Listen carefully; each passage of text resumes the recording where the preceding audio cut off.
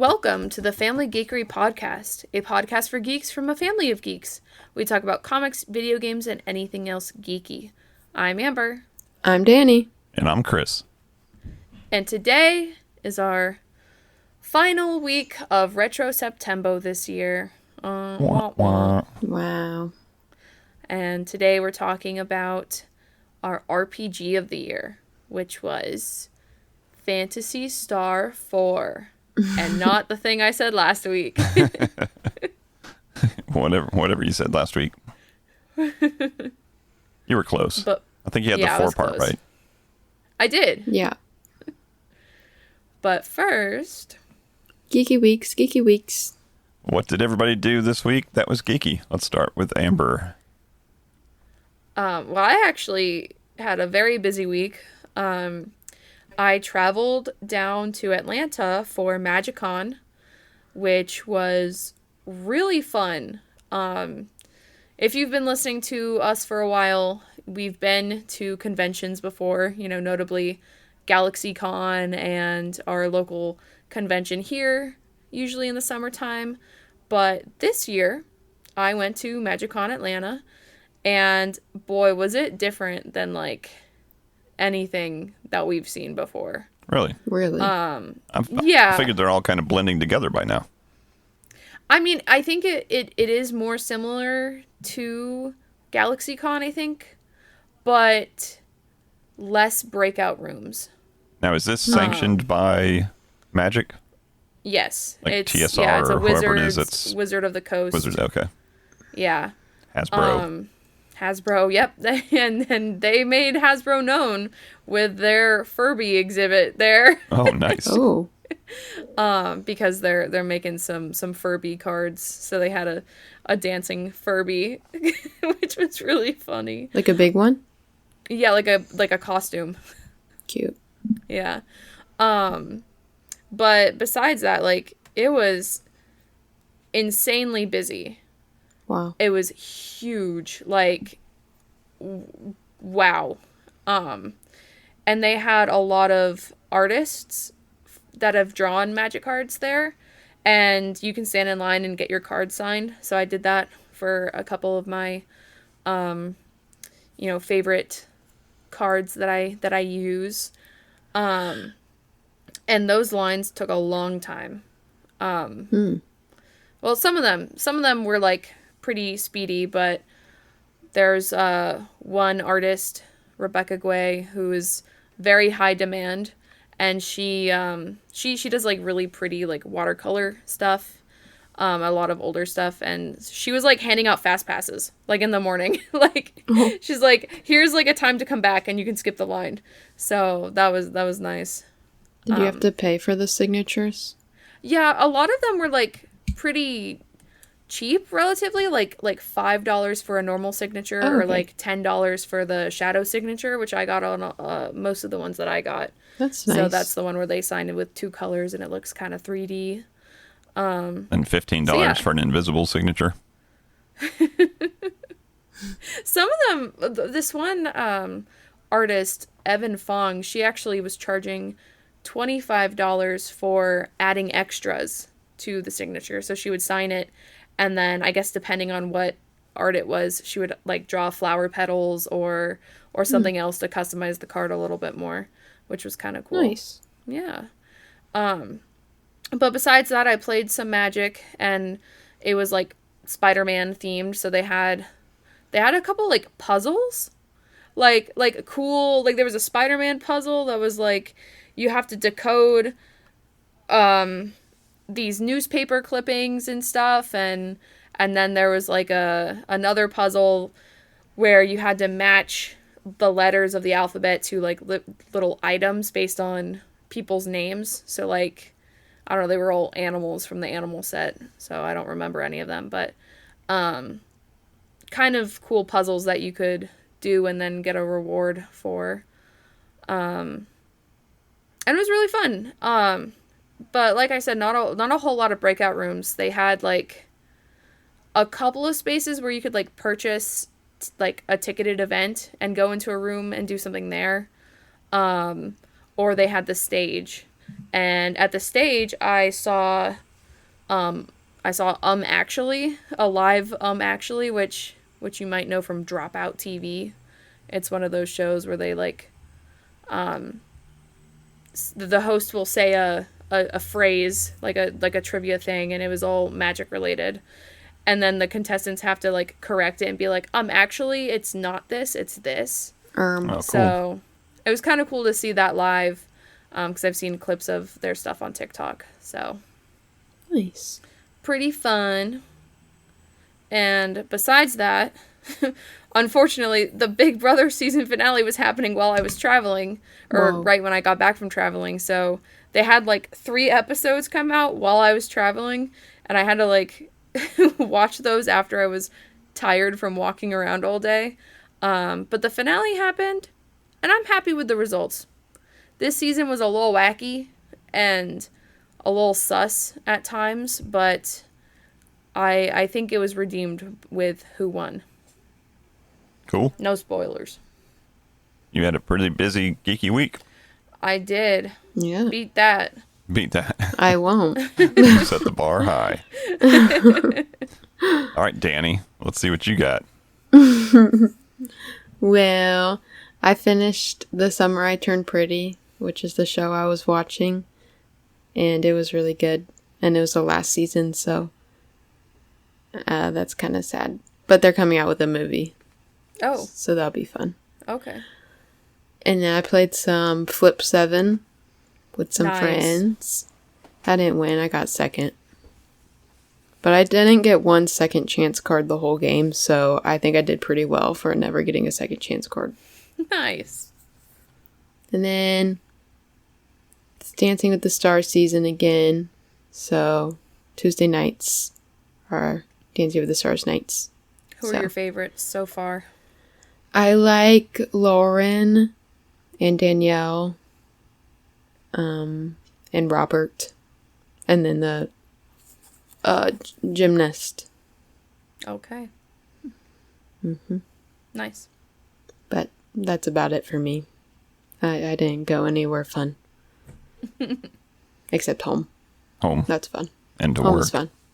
Homework. Hey, Atlanta was only fun when I was inside the convention center. It was not fun when I was not inside the convention center. All right, so let's see. I saw a movie that nobody needs to see, so Oh. you're welcome. I saw it for you. No, What no, movie? no name drop. It was called Afterburn, and had featuring Samuel Jackson and Dave Bautista. Oh, And I say it in that order because that's the order that they advertise them, despite the fact that Dave Bautista is in the entire movie and Samuel Jackson's like in 4 minutes. And Was- I don't know what they told Samuel Jackson to do, as far as like, okay, here's the character you should play. I think they told him play a really bad impersonation of Samuel Jackson. what? Because it's just him amplified, but not in a good way, like in a unbecoming way. But anyways, Dave Bautista was good. Overall story was a little unbelievable, but it followed a plot at least. And that's all I got to say about that.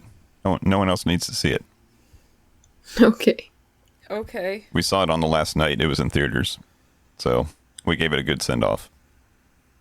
Because when I was looking at the tickets, I was like, oh, this isn't here tomorrow. Or ever again. So I think it was What was short-lived. wrong with it? What's that? What was wrong with it? It just wasn't a great story, I guess. Okay. Okay. Yeah. Let's see. Oh, I went to Halloween Haunt last night at King's Dominion. Oh. And I've got some stuff to say about it. A couple things. Go for it. A couple things changed. One, the stage show. Instead of it being, what was it, singing and dancing? Yeah. Yeah. Now it's a bunch of dancers, but they've got live music. So I was pretty Oh. excited about that. And then I got there, and the live music, it's all like rock metal music Wow. with real Ooh. musicians.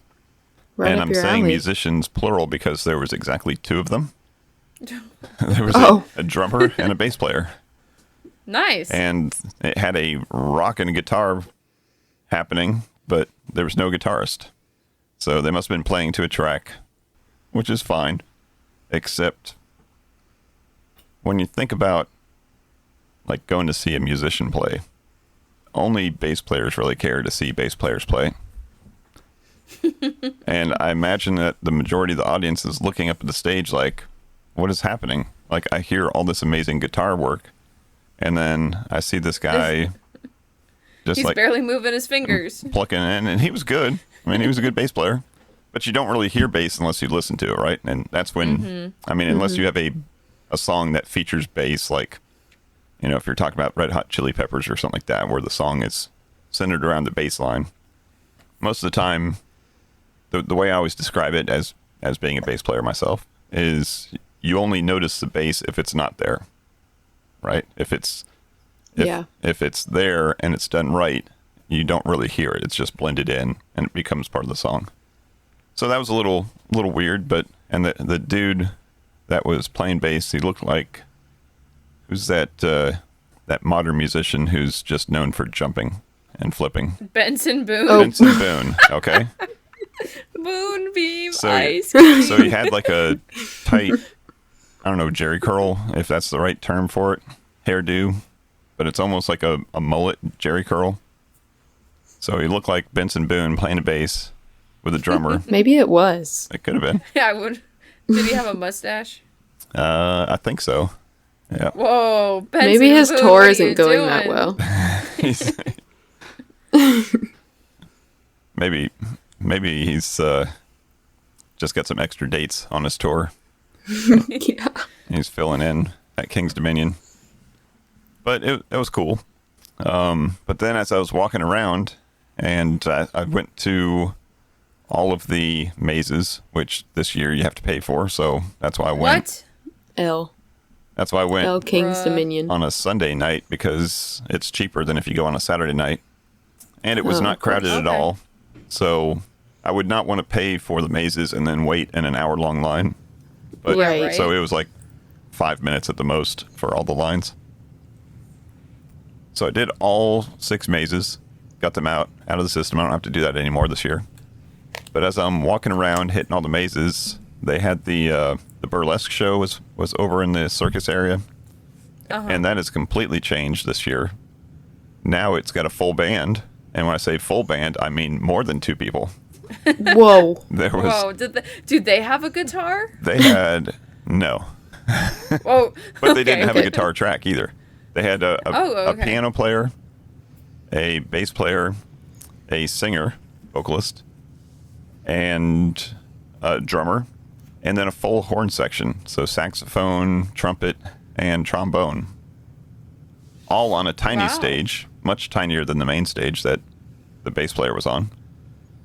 And then they had in front of that the dancers. So instead of being like last year, if you saw the burlesque show, it was kind of like on a circle stage that you could stand Yeah. around. This was actual, like a legit, almost like the stage they put up for the, the Christmas carols during the Christmas time over in the barnyard area.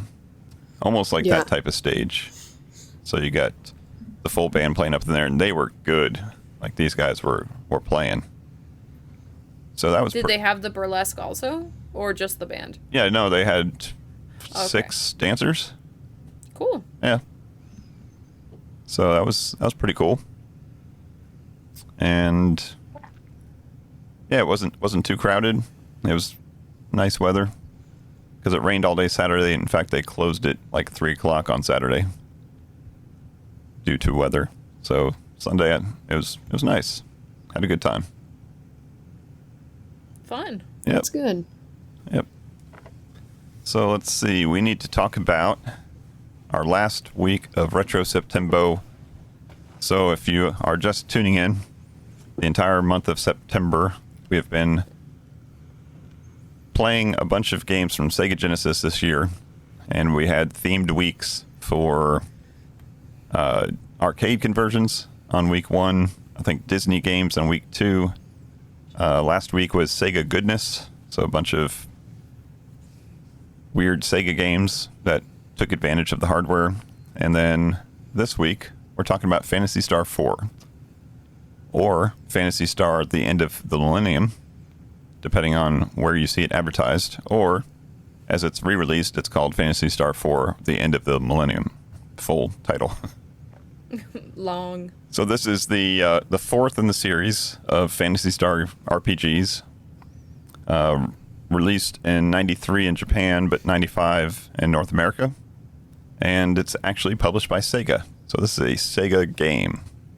Yeah. And when I was searching for an RPG to play, you use Google to type in things such as best RPG for Sega Genesis. Right. And you always get a list of like 10 or 15. And then you just got to kind of read a couple different lists and kind of get the gist of what they're saying, because they all have their opinions. Just like, your mother's always reading these like best rock female singers of all time. And then she reads through the 10 of them. She's like, they forgot so-and-so, they forgot so-and-so, they forgot so-and-so. Why did they put so-and-so on there? I'm like, because they want interaction. They want you to reply.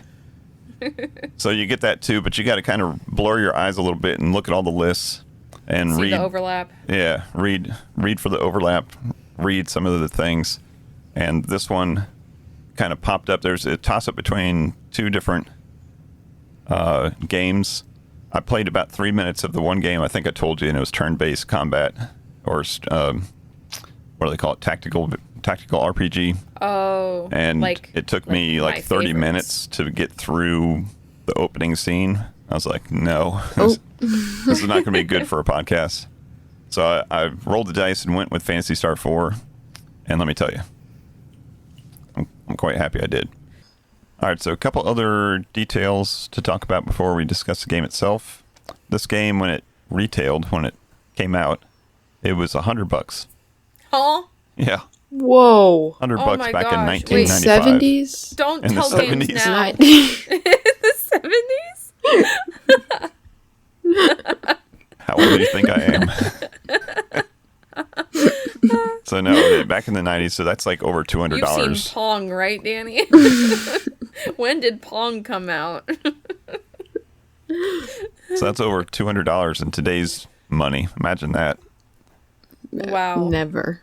Wow, even Nintendo isn't that bold. Yeah. Even EA isn't that bold. Well, they are that bold. They'll just split it into 7 different installments. It makes you feel better, though. Yeah, this would have been a 6-part game or something. This would have been a centuplet A game. Yeah. So that, and then the cover was illustrated by Boris Vallejo. I know we've talked about Boris Vallejo in the past on the podcast, but you guys remember who he is?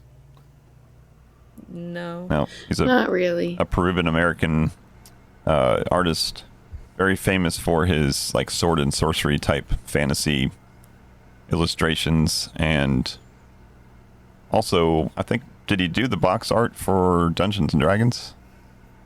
He certainly did something for them. But a lot of fantasy stuff, a lot of Oh, this stuff. yeah, a lot of, I guess, fantasy erotica. Also, some of his posters and stuff would be a good way to call it. And if you look at the box art for Phantasy Star IV, now I'm not. I hope I'm not upsetting Mr. Vallejo, but it kind of looks like he phoned this one in. Like Sega's like, hey, here's a bunch of money for a thing. Video game, okay, here you go. Because it's just not as highly detailed as what he's famous for. You're so right. The pixel art looks better. Yeah. But yeah, so this is a game that I did not play. Unlike last year when we did Dragon Quest, that was a game that I played, as a youngin'. This game is not a game that I played, so I had no idea what we were getting into. I don't blame you. $100 on a game. No. It's crazy. Yeah. I was I was paying $5 at the flea market for Sega Genesis games. Right. But yeah, so that's what we're talking about. That's what we're playing. And despite the fact that we had all month, I don't think any of us started before this week. Is that correct? Correct. Yeah. Yeah. I wish I would have devoted more time. Same. But this one I will definitely finish because I would expect that I am about 70% done with the game. Wow. And as much as I tried to push through, every time I beat some boss, it was like, oh, now we have to go do this. Now we have to go to this planet. Now we have to go do that. Like, oh, this would have been a good ending, but okay, let's go do that. Hey, you gotta justify the price. Yeah, I gotta get my $100 worth. But this game also, because of its classic nature, and it wasn't highly like touted when it first came out, but over time it's been considered one of the best games of all time. Definitely one of the best Sega Genesis games. And it's been included, since it is a Sega first-party game also, it's been included in all of their compilations. So whether it's like the PlayStation 2 Sega's Greatest Hits, or PlayStation 3, or the little Sega Genesis Mini that they released a couple years ago that looks like a tiny little Sega Genesis that you plug into your TV and you play like 40 different games. It's included in all of those. So that's a real bargain right there. I think that thing was like $100 when it came out. Had 40 games on it. Oh, wow. Yeah, I'd feel a little cheated if I paid $100 for one game. Right. Well, let's talk about our game playing experience. Anybody have a hot take they want to jump right out there with? No hot takes. This game is beautiful. Yeah. So art style, you want to talk about that first? Oh Sure. my gosh. Cutie pixel. Cutie pixel. It's like, that game Starbound. It looks very similar to Starbound, like the sprites do at least. But it's like meant to look like that and not like, look like that because it's supposed to look retro, Mm-hmm. Yeah. I liked, it's kind of like Stardew Valley, where like the game is like pixelated, but then they have like pop-ups of Yeah. like more detailed rendered, like, because Stardew Valley has like the portraits of them all like really detailed, and then this game has the pop-ups of when they're having dialogue. I think that's really cute. Yeah, so unlike most JRPGs of the time, where if you had a conversation between several people, you'd have the text box down at the bottom, and you'd have just a little square insert of, the drawing of the person as opposed to the pixel character. So you can get a little sense of who it is, if it's a male or female, because sometimes on the 8-bit systems you couldn't tell from the sprite if it was a male or female. I'm talking to you, Samus. But once you get the little insert, then you could figure that out, and you would just keep on pressing. On the Nintendo, you'd keep on pressing A to get through the dialogue, and it'd go back and forth, back and forth. And in this one, like Danny was saying, it has a full like manga-style layout of illustrated panels for the conversations, and not just in a generic like top down or left to right. Like very dynamic. Yeah, the pictures are popping up all over the place. The text is kind of following. Sometimes it's a little hard to follow who's saying it, but if you see which picture popped up last and then you see who's talking, you can piece it all together. So that was very very cool, I thought. For sure. And then I think you could tell from, especially when you get into some of the dungeons and some of the, space stations or whatever they are. One of the things we talked about in the other Sega Genesis games is the inclusion of parallax backgrounds. In a side-scroller, you kind of expect a parallax background, in a modern side-scroller, but it was kind of unique for the Sega Genesis. And in this game, you had that, but from a top-down aspect, where it really gave depth to, if you're walking across like a gangplank in a space station, you could see the levels below you. Or Yeah. even if you're just walking around in a building, you could see a chest that may be, you know, in a level below you that you know you're going to have to find an elevator for or something to get down to it.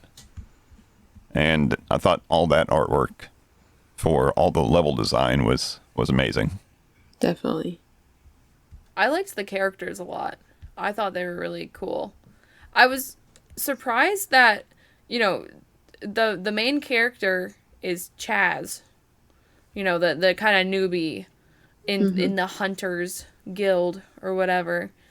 But then you like play the whole time as Alice, who's his like more experienced partner. And I thought that was silly cuz like they obviously introduced Chaz as the main character, but then you're walking around with her at the front everywhere and she's telling people what to do and stuff, which is kind of fun. But I always think she was really funny to Han, which is like your main healer. She's like, "Oh, you want to come with us? That'll be 500 Mista. Right. Oh, you want to go save your professor? That'll be 1,000." Like, I thought it was so funny. Yeah, I thought that And was then going to somebody carry else on. tries to join, and she's like, "All right, we'll take all the help we can get." Right. Yeah, I thought that was weird. I didn't know if it was like they put that in the American translation, you know, in the English translation because they knew that Americans were very money driven or something. But yeah, that kind of carried on for a while, but then it kind of disappeared. But Yeah, I guess she just kind of gets used to him being there. Yeah. He's healed her enough. She'll take it. But it's neat. You can reorder your party, which is common in a lot of RPGs. You can reorder it? Yeah, you want to reorder your party because the first person is going to take the bulk of the damage in battle, so you want to always make sure that you're so strongest. you want to have Grizz be the first person. Yeah.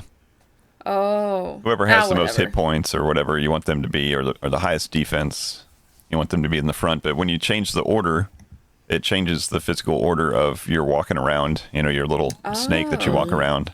And then when you interact with something, you know, whether you're searching, you know, a bookcase or something like that, then that person is the one that's reacting to you. And their reactions are different. Like, I never knew that. Because That's Alice so cool. is so sassy. She's like, if you like misclick something and you like click on like empty space, she's like, stop messing around. We don't have time for this. right. And if later on in the game, I forget who it was that I had in the front, but he says, I think it's maybe the android that you get later on. He says, like, the scans show nothing here, or something to that effect. Oh, that's fun. Nothing of interest in this vicinity. So, yeah, it's kind of neat how that changes based on your order. I didn't know that. A lot of unique things in this versus, you know, just the couple year difference between, like, the JRPGs that we started with last year and the JRPG that we did this year. Of course, this one is more, I guess, sci-fi fantasy versus, like, Dungeons and Dragons fantasy. Yeah. So instead of having spells, you've got techniques. But you also have skills. You've got techniques and skills. Yeah. Techniques take the technique points, which would be the equivalent of your magic points. And this is something that I did not even get to try yet, but something that the instruction book says that there's 14. Actually, it says there's 15 combo techniques. Did you know about these? Combo techniques? Yeah. Like with the spells? Yeah, if you have different people in your parties do different spells together, then it makes a different spell. Oh, that's cool. I didn't know So that. you may have So it's seen like- that with some of your enemies, where your enemies may be working together to do a bigger spell on you. But you can do that. The book says 15, but people have only found 14 of them. So there's one Ooh. hidden one that nobody knows about, or it was a typo, one of the two that nobody's decided yet. But to make these happen, another thing that's very unique about this game is usually with RPGs, when you have turn-based combat, you've got your combat is based on the speed of your character. So whether that's an actual speed stat or your agility stat, whatever makes them a faster player makes them attack first, right? So if you have really fast players or really fast characters, you can get attacks in before the monsters do. But when you do these combo techniques, which you have to use the macros for, which we'll talk about in a second, the order that you set up your macro sets the order that you attack. So if you're, let's say, I think Alice is usually the fastest attacker, like in the whole game. Yeah. If you set up your macro so that someone else besides her attacks first, then it slows down the whole thing to where other Let people them may go be first. attacking before you get to her, so that that combo that includes her would happen. So it's very important, the order that you do your combos to make that happen. So I thought that was kind of neat. When you set up your macros, it can affect the order of your attacks and force the party order a little bit. So speaking of macros, what'd you guys think of those? Oh, they were helpful. Yeah. So they wanted to, their intent, I think, with this game was to speed up the combat system and speed up the game itself, in the sense Which you that could even do that in the settings. You could speed up. Because I've seen a lot of times you could speed up text Right. in RPGs. Yep. But you could also speed up combat. And I immediately put both of those on the fastest they could be. Right.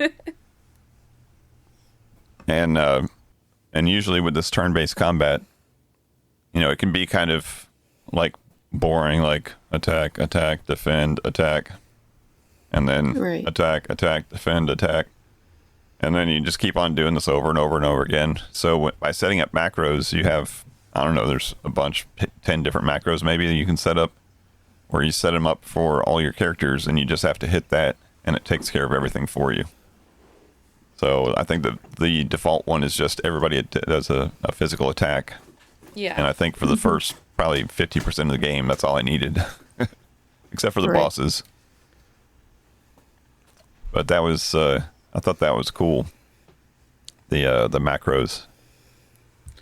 So a question about what'd you say? The guidebook, the rule book. What is it?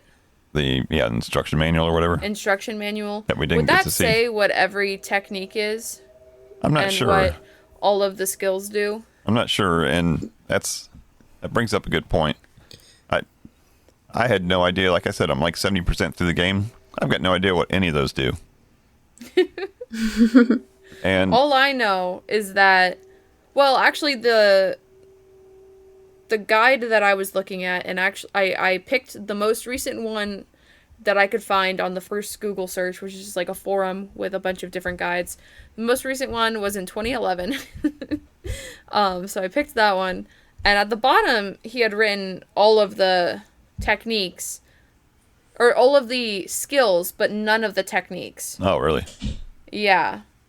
So I guess the techniques are supposed to be self-explanatory enough, but really all I need is res and G-res, and that's all I care about. Right. But then in the guide, he's like, okay, have Chaz use Highness. And I'm like, okay, I'll trust you on this one. Right. and then you teleport out of the dungeon. I'm like, okay, I'll take it. Yeah, the Phantasy Star wiki, not the Wikipedia one, but I don't know what. Like the fandom wiki. Yeah. That has all of them listed out. Okay, And that's I didn't nice. even look at that until today. And it kind of makes sense, but at the same time, like a lot of them do the same thing. But some of the attack techniques, they vary based on what type of attack, whether it's ice, fire, or air or whatever. So if a boss has a weakness, then you can use a certain one for that. Yeah, so the foy ones are fire. The watt ones are water. Oh. I just unlocked a foy one. Yeah, like Gifoy and Yeah. Foy and I'm very well versed in games that had limited numbers of letters for different things, whether it's items or spells or whatever. I mean, that's something that's been happening for a long time, but it was almost like a combination of let's shorten it and make it a word that you'd have never heard before. Right. So yeah, between the skills, the techniques, and even the items, like some of the items, like when you're talking about swords and stuff like that, that makes perfect sense. Yeah. But the consumables, like I had no clue what was going on there. You got escape pipes, and you got I don't even know what the different healing things were. I'm just assuming they were healing things. Well, the shop actually describes them when you buy them. Oh, So the monostate or whatever, that's the heal, and then you have the anti-state or whatever, and that's the for the cure poison or whatever. Yeah. Yeah. And here's the reason I didn't know that, because I've never bought anything in the stores. And you find enough of them in the chests and the dungeons and stuff that Yeah. I'm usually selling them, not buying them. But a unique set of, not just spells, but stat or the skills and the techniques, where the techniques use up the technique points just like a spell would, but the skills, you just have a set number of them each time Until that you you go rest. sleepy. And then they recharge. I thought that was kind of neat. Except when I saw the when you're just casting, like you're outside of combat and you just want to cast a heal spell or something like that, Right. it makes perfect sense. You got 3 TP it's going to cost for your res or whatever, Yeah. and 6 for your G res. When you're in combat, it says that number, but it makes it look like that's how many you have left. Right. So it's like, that's what I got confused on. oh, I got and a bunch of these left. The skills have like a times 3 instead of just a 3. Right. So that's what that means. Yeah, but the first time I saw it, it was like one of the biggest spells I had, some big attacks or spell technique. And it said I had 12. I was like, ooh, 12. I'm going to start using these a lot. And then you run out of TP. Yeah. No more TP. No more TP. Can't wipe. But not just the style of combat, but the graphical interface of the combat was unique. Yeah. It was almost like a POV view of your characters down the bottom, and then the enemies out in front, and your little dude and dudettes would pop up when they attacked and stuff, as opposed to left side and right side like almost every other JRPG I've ever played. Right. Yeah. So I thought that was kind of neat, except for when you're setting up macros, or not when you're setting up macros, but when you're setting up, if you're just doing manual combat, it was kind of hard to tell who it was that you were setting up each command for, because like a back picture of their sprite would show up, but if you didn't have everybody memorized, you'd be like, oh, who am I doing? But it would like Back of the head. they would pop up above their name, and then the little UI would scoot over to put them in frame. Right, yeah. Except for maybe whoever you had in the middle. Yeah. I'm not sure if the person in the middle would pop up, because I don't know where it would scoot it to. Yeah, it was a little awkward, but I figured it out. And then you sent me a picture yesterday, Amber, Yeah. of the side view. Yeah. Now that was, I think when you first see that, it's one of those, whoa, I've never seen this in a JRPG before. And I mean, maybe in a cutscene or something like that, but just think about when they're making the game, they've got to actually, redraw the sprites probably for that animation. Mm-hmm. And then completely change. Draw the background. Yeah, change the point of view of the whole dungeon or whatever it is that you're doing, to go walk over a bridge or some kind of a span of some sort. So I thought that was really cool. Mm-hmm. So how much did we all play? You think you got most of the way done? Yeah, I think I got, like I said, about 70% done. Okay. What about you? I just beat Juza. So whatever that is, that's how far I got. Is that the first time going into Zio's fort? Yeah. Okay. So my people are around level 14 right now. So you haven't done space travel yet. No. Okay. Nope. Have you got the Land Rover yet? Nope. Oh, that's another unique thing of this game. Now, most RPGs that I've played were more the fantasy Dungeons and Dragons type, not space Yeah. type. So the only like on some RPGs you get a horse. You could buy a horse to help you overland faster. Of course, most games have a ship to get from one island to another, so you're gonna have to cross seas and stuff. But this one's got a Land Rover and an icebreaker, depending on what planet you're on. Whoa. And when you get in combat, instead of it breaking out your people in combat to fight your enemies, you're like shooting it with your Land Rover. Whoa. And Sick. and the HUD or the display, the in vehicle view of the combat, it'll blow your mind once you see it. It's like full instrument panel board of flashing lights and spinning knobs and stuff. It's pretty cool. Okay. So if you think you're 70% done, how far do you think I am? 20, Okay. Okay. maybe. All right. I played it for a good few hours in the car. And you're playing on Steam Deck. Yeah. And then Danny had some technical difficulties. Uh-oh. Yeah.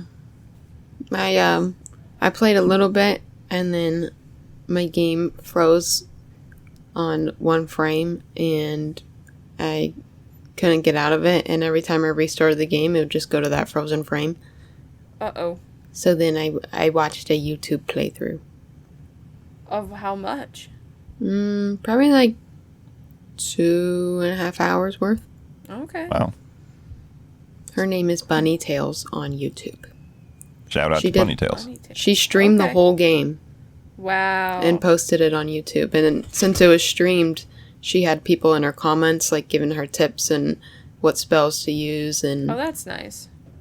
all that fun stuff. And it was nice. And she read all the dialogue, and it was fun to watch.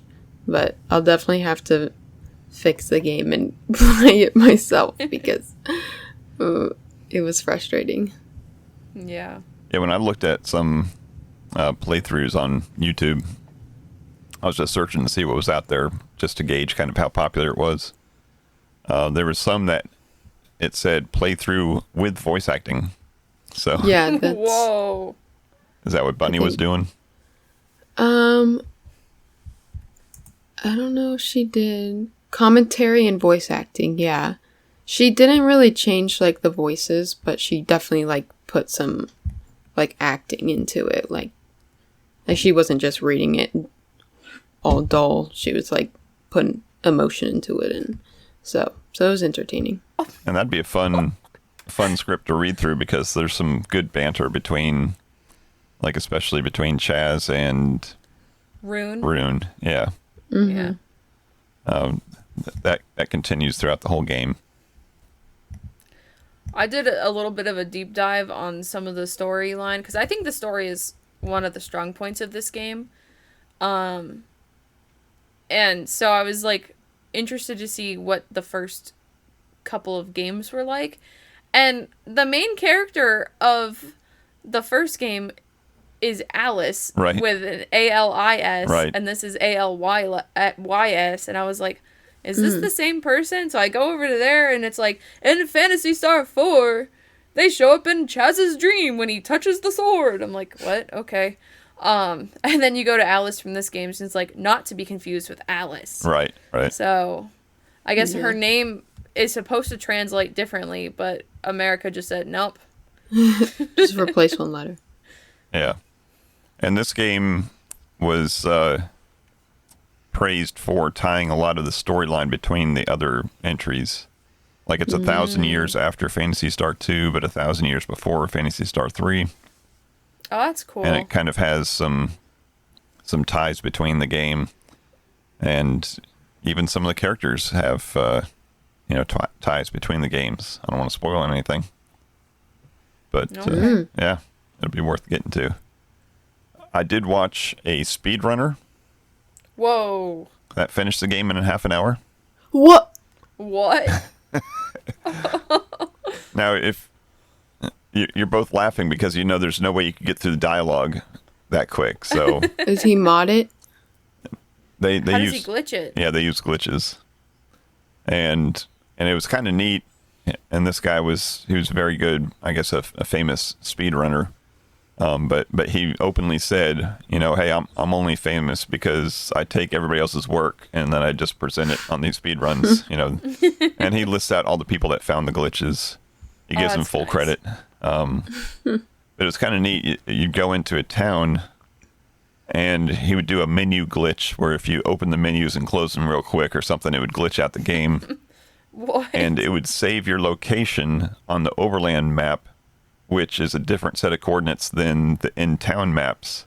So that's how he could travel quickly. Oh. So he'd be in town, he'd glitch it, start the game over, and then he'd be somewhere different on the overland that you couldn't get to because you don't have something yet. Wow. Now, But then how does he beat stuff how does he with do like the low level? Yeah, I don't know. But That's funny. there's some bits of the combat that, if you have the right spell or something like that, it doesn't matter how strong you are. If you're playing the right spells or the right techniques and stuff in the right order, it helps out. And that's something I like about this game is it was not overly grindy at all. Like there was only one place so far that I got to that I thought, I think I should probably level up some people a little bit. So I did maybe 15 minutes of, grinding around outside of town and healing. Mm-hmm. But for the most part, Way better than Dragon Quest. yes. And that one's known for being overly necessary to grind. This one is very well paced between the different areas that you go to and the different amounts of experience that you get and the difficulty levels when you get there. One thing that I liked about this game is I don't think it was like super difficult to know what you needed to do or to figure it out. Like I was following a written guide, but I kind of only looked at it when I was like in town to like see what the best items to buy were and when you unlock Rune and he's like super high level, it's like, okay, well, he's probably going to leave me. So the guide was like, now's the time to level up because this guy's gonna one-shot everything that you see. So you can, level your people up a couple times just by him attacking. And that's the only macro that I set up, was having everyone like defend or wait, I guess, and then having Rune just like one-shot everything with his spells. So that was like the only time. That and then like when you need to get the ceramic armor, that was the only time that I was really grinding for money. Oh, okay. Just because it seemed like the ceramic armor was like the best to have. And I still think I need to get more. I forgot to get some for Grizz. Oops. But besides looking at the guide for those things, I really like in the dungeons, following the story, it was all pretty straightforward, which I liked. Yeah, I think, the intent is for you to talk to everybody in each town, which you should. And if you talk to everybody, and even especially if you took notes, which I wasn't, but, back in the old days I would, I'd have a notepad next to me, because the internet didn't exist back then. If you talk to everybody and make some mental notes even, they'll say, oh, that thing you need to go to, it's east of here. There's another town east of here. Yeah. Or there's a strange tower just showed up north of here. So you kind of knew I'm leaving. And in this game, everything is in pretty close proximity to each other. Yeah. Like it seems a lot closer than like Dragon Warrior. To get from one area to another was much longer. I almost thought that I wasn't fighting enough enemies while walking to different towns, because I could pretty much get there in one trip. Right. It's almost like a screen away. Yeah.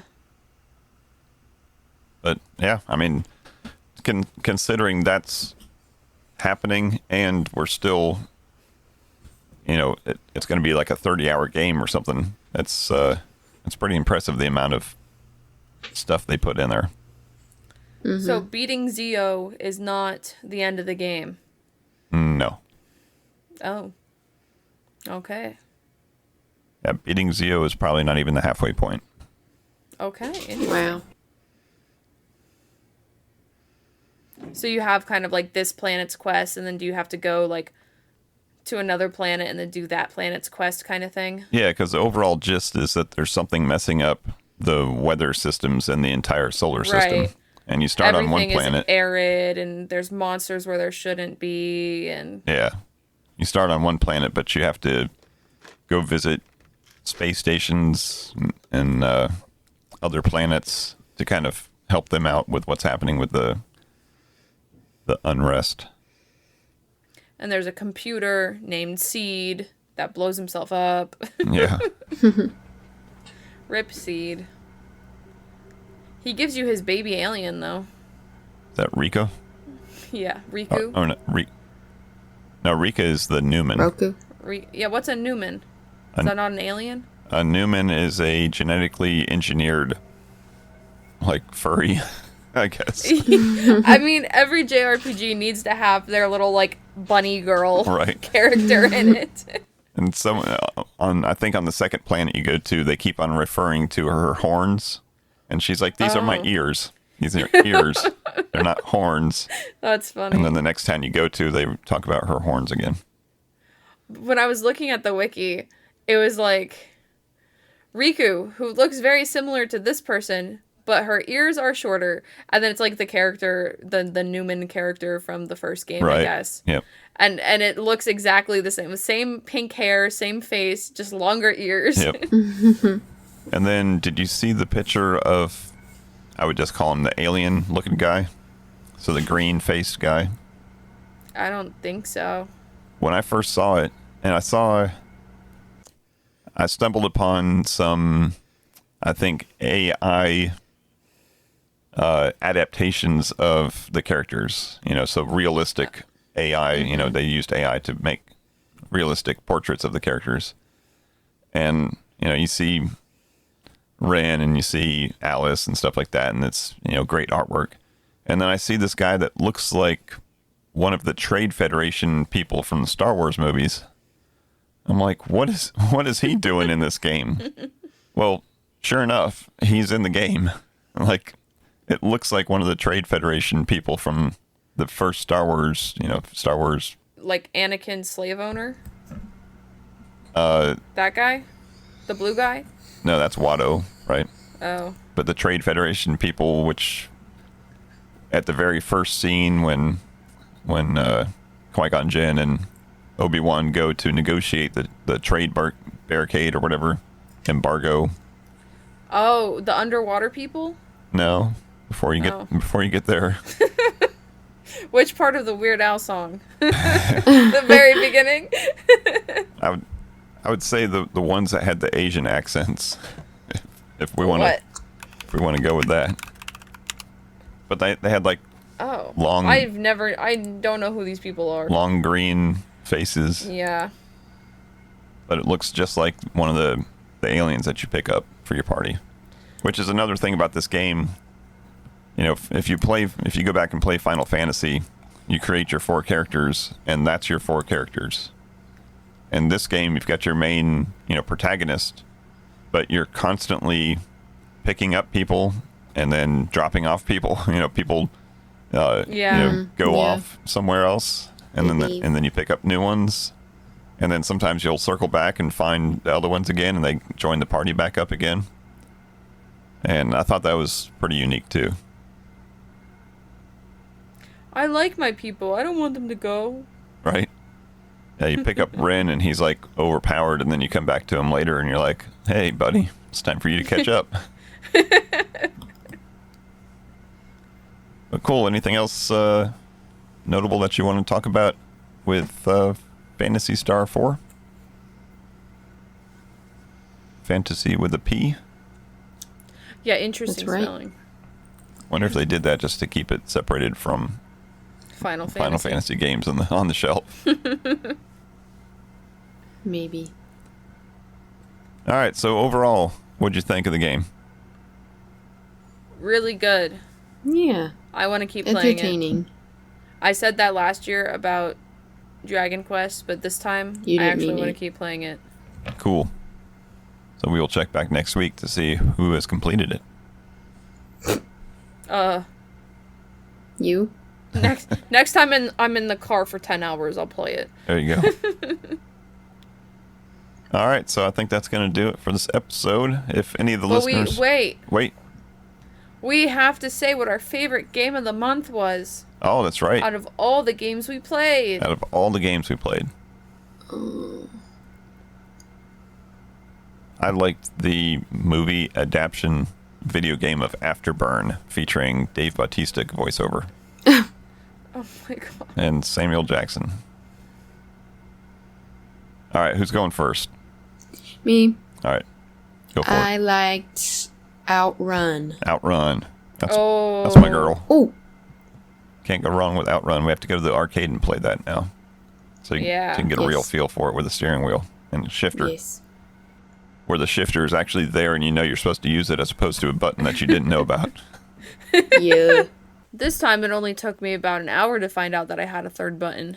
Nice. And that I could Improvement. cast my techniques and my skills if I had any. But my honorable mention is Outrun, but this beats it. Yeah, I think I'm going to have to go with Phantasy Star IV as the true winner for this game. I think it's kind of unfair since it was a $100 game, though. Yeah. But yeah, very, very good game. I think it's well deserving of all the accolades and the fan love that it has. And they're still making games. At least I think they have a MMO now. So At least I looked that there's a Phantasy Star game that was released in like 2021 or something. there was, right after this game, there was Phantasy Star Online, and I think it was for the Sega, either the Sega Saturn or the Sega Dreamcast. Probably the Saturn, which was the first online game, but it had nothing to do with any of the stories of this game. So it was unrelated. They were just taking advantage of the title, I think. Dang. Maybe. Yeah. But everyone was doing that at the time. You had to have an online game if you had an RPG. But yeah, so I think that's going to wrap it up for this episode. If any of the listeners out there have played Phantasy Star IV along with us, please send us an email and let us know what you thought. Podcast@familygeekery.com. But yeah, go ahead and check out our socials. Check out the YouTube channel, see what's going on there. We thank you as always for listening. Next month, we've got Family Spookery. Family Spookery. Woo! And Amber, you going to be picking some movies for us this year? I'm going to be picking some movies. All right. Can't wait. So we're going to kick it off with our first movie next week. Yes. Okay. So stay tuned. We will let you know what our first movie is. And it won't be Attack of the Killer Clowns from Outer Space. Nope. We did that last year. Dang it. We'll probably do the same couple of things. You know, a modern horror movie, a kid Oldie. spooky movie, a B-rated one, and a classic. Nice. Sounds like a plan. Yeah. All right, so stay tuned for that next week. But we thank you as always for listening. And until next time, peace out Peace out. and geek out. geek out. Thank you for listening to the Family Geekery podcast. For more information, visit www.familygeekery.com. Don't forget to subscribe at your favorite podcast provider. And until next time, peace out and geek out.